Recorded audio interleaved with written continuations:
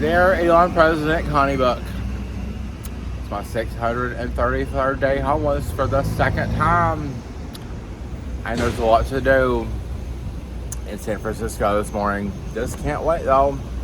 I'm not staying in that tent behind me. I'm staying in this building, this homeless shelter. And it just felt like telling you, I was at Elon University's campus, my third week homeless for the second time because Tom Acosta, the atomic bomb, the man sleeping with a 7-year-old boy, literally made me homeless from the largest home in America and the poorest place in America in 2016. And then I defeated homelessness. We went immediately to Fifth Avenue, pursue his dream of pursuing representation at the finest art galleries in the world. And then I was promoted in 366 days to Denver, Colorado, to Dishes World headquarters, to schedule commercials for 45 million people for the next day's traffic. I was unable to complete my training for that job and worked at home for 10 months. Then I worked 16 more jobs in a COVID economy without a network, and then I became homeless again. The way I became homeless again was I was actually on a Greyhound to the Atlanta Greyhound station en route to High Point, where I had known a friend for 6 years. They ghosted on me. That's when I rerouted to Wilkesboro and survived an attack with nunchucks. I carried everything I owned down US 421 after sleeping outside and seeing a man chased by 4 other men with bats, heavy ones. I finally made it to Elon University. I was receiving care from Dr. Archuleta. I was seen under the Samaritans Act at the Elon University Student Health Center. It was the right thing to do. The university administration came in and permanently banned me because Tom Acosta went to January 6th. Now, I actually stopped working for Tom Acosta over January 6th indefinitely. It was the last straw for me to have anything to do with Tom Acosta. That was the reason you permanently banned me over 600 days ago from Elon University. Since that time, Dr. Buck, I've had the chance to experience the Apple Vision Pro. I got a video on that. And I've decided what I must do is recreate this whole experience of being homeless and everything I have survived with the Apple Vision Pro, so that the world knows what you have made me survive, Dr. Buck, since those first 3 weeks and being at Elon University, where I was receiving care and probably would not have been homeless for 600 plus more days, but you stopped it. During that time, what happened immediately after that, Dr. Buck? I was forced immediately to decide if I was going to be homeless in Raleigh or Charlotte at the Amtrak train station. I went to Charlotte. My brother lives near there. And I asked him on that Amtrak train, can I have your address and have some medication sent to your house? And he said no. I didn't ask my brother, can I come live with you? I said, can I have medication sent to your home? And he still said no. Then I wrote out Hurricane Ian at Carolina Medical Place in the psych ward for suicide.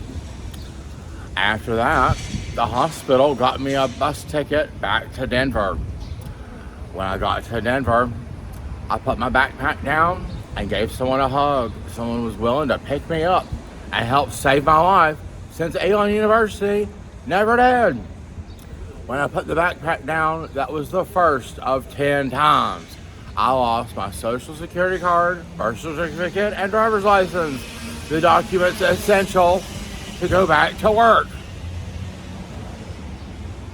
What happened after that? Nothing good. It's been hard. It's been pointless. It's been stupid. Nobody understands how hard it is to survive when you're homeless. I spent $166,000 at Elon University, and those Apple Vision Pros don't cost that much. What else has happened, Connie? I survived my second winter homeless, and then I survived my third winter homeless. Along the way, I went back to West Virginia. I sure did. I didn't hear from my father, who knew I was being banned from Elon University on September 27th, 2022. I didn't hear from him again until on Christmas Day. After I got robbed again, I decided to go back to West Virginia. When I got back to West Virginia, Connie, I found out my dad was a child molester, because he said to me, I'm going to leave you here in this cabin and go sleep with a 7-year-old boy. I got a whole video on that, and you bet, it has hurt every single second. It's like losing a child. When your father says that, nothing's ever the same again. My father couldn't handle me in that little cabin, and I am glad that we left, because I sure did think I could kill Tom Acosta right now. If we were in the woods, it would stop him from being a child molester, but then I'd have to say every day of my life, I don't know where he is. That would eat at me, Connie. So I never did.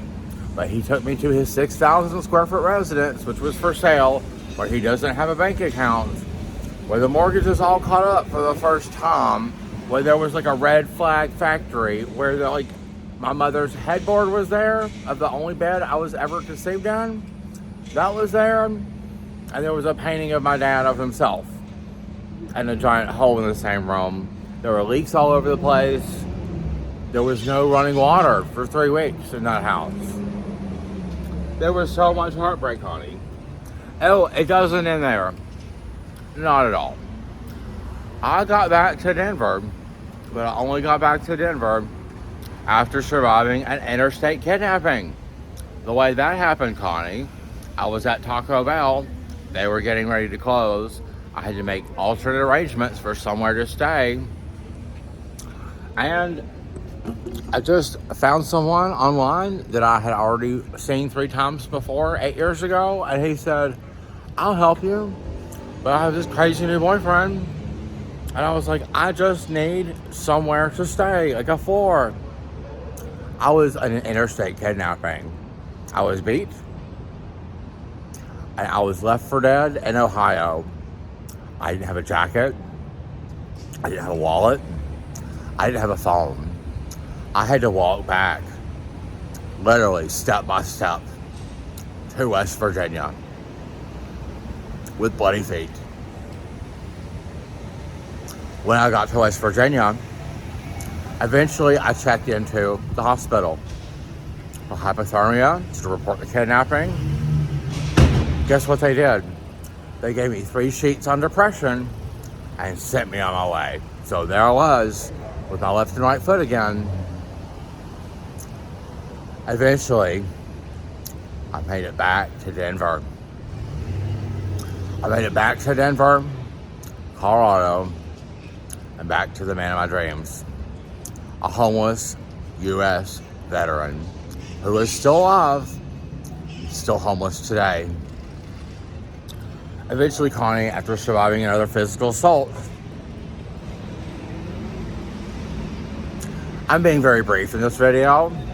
We've got over 300 other videos documenting this experience of what, Connie, you forced me to survive when I was already at Elon University, my 3rd week homeless for the 2nd time. See, I knew, having already been homeless the first time, back in 2016, that my family isn't probably like your family. They actually made me homeless.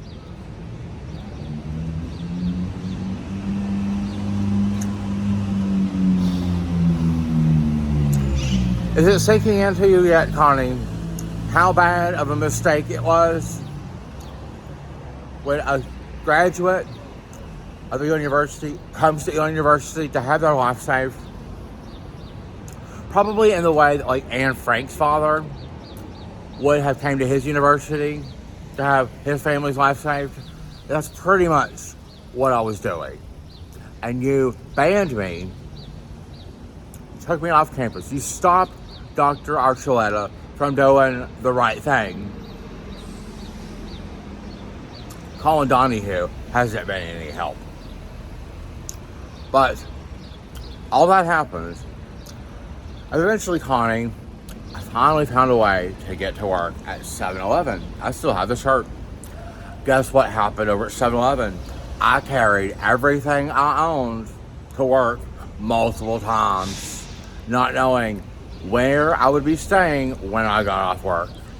I was one of 3 homeless people that worked there.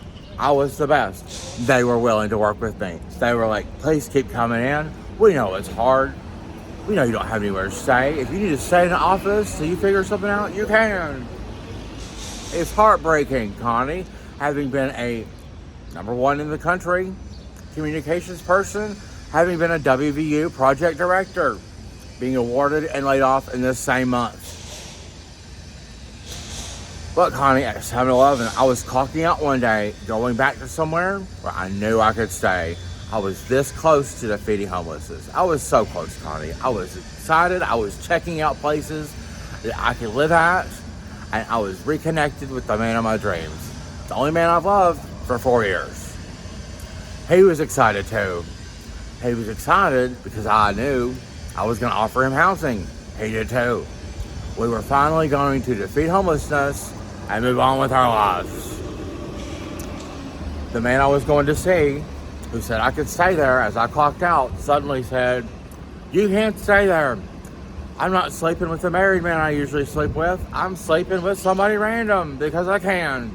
You're gonna have to just survive, even though you just clocked out, even though you're 5 minutes away. I'm making you do this because I can.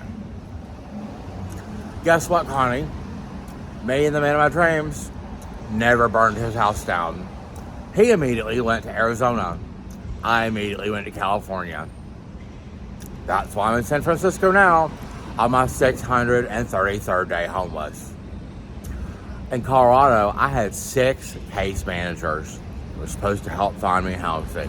And I was in the top 5 to get housing through a housing program. I was also, never forget, about to acquire housing through my own means. But I didn't have any ability to continue working at 7-Eleven. I had the ability to burn that man's house down, and I never did. Just like killing my father, could have done that because he's a child molester, decided to never do that. Connie, can you imagine how I never forgot that?